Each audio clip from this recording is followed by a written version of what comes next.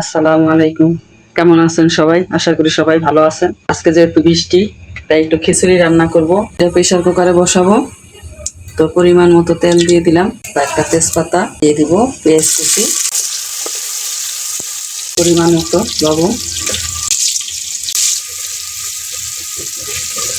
এখানে আদা জিরা বাইটে নিচ্ছি একসাথে, এটা এখন দিয়ে দিব।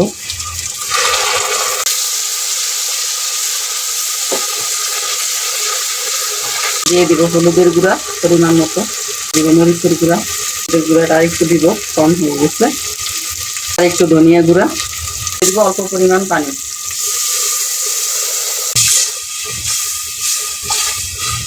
মশলাটা একটু কষানো হোক, তারপরে চাল আর ডাল দিয়ে দেব। মশলাটা কষানো হয়ে গেছে, এখন এই যে চাল আর ডাল আমি দিয়ে নিচ্ছি, এটা এখন দিয়ে দিব।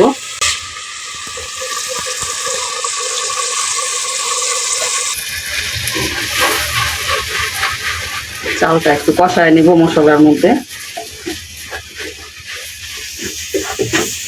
খিচুড়িটা খাইতে ভালো লাগবে। আমার চাল কষানো হয়ে গেছে, এখন আমি দিয়ে দিব টমেটো গুলো কুচায় রাখছি, এটাকে এখন দিয়ে দিব।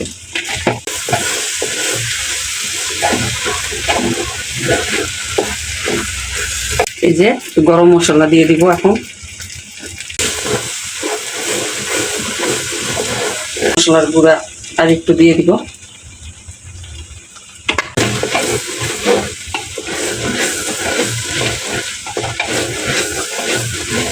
কষানো হয়ে গেছে, দিয়ে দিব পরিমাণ মতো পানি।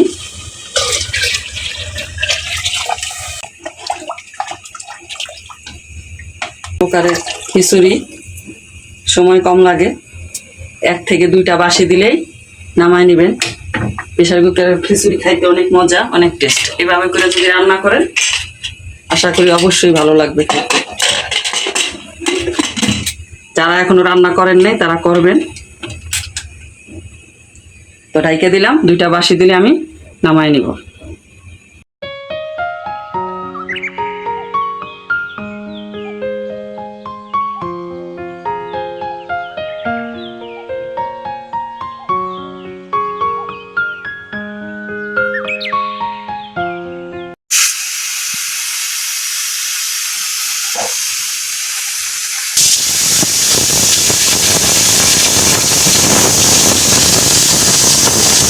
আমার প্রেসার 2টা বাসি দিয়ে দিছে, তার মানে আমার খিচুড়ি হয়ে গেছে। এখন আমি এটা নামায় নিব। খিচুড়ির সাথে থাকবে ডিম ভাজা আর শুকনা মরিচের ভর্তা। তো খিচুড়ি রান্না শেষ, এখন ডিমগুলো ভেজে নিব। 3টা ডিম আমি একসাথে নিব, তাই এখানে পেঁয়াজ কুচায় নিছি আর 3টা শুকনা মরিচ দিয়েছি। মরিচগুলো অনেক ঝাল, তাই অল্প পরিমাণে দিয়েছি, 3টা দিয়েছি।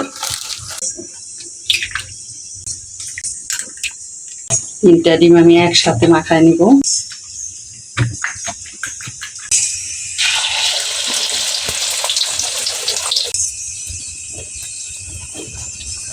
এটাকে এখন পাটিসাপটা আকারে করব।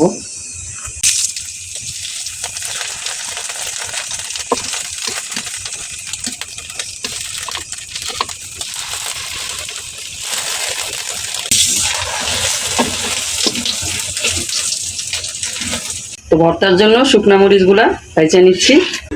তো এই তো আমার প্রেসার কুকারের খিচুড়ি কত সুন্দর হয়েছে, দেখেন কি কালারফুল। টমেটোগুলা দিয়েছি তাই কালারটা খুব সুন্দর আসছে। আশা করি খেতেও অনেক ভালো লাগবে। তো দেখি নাড়াচাড়া দিয়ে কি অবস্থা। বাহ, কি সুন্দর আমি একটা ভাব আসছে খিচুড়ির মধ্যে। তো রান্না বাড়া তো করলাম, এখন খাওয়া দাওয়ার পালা।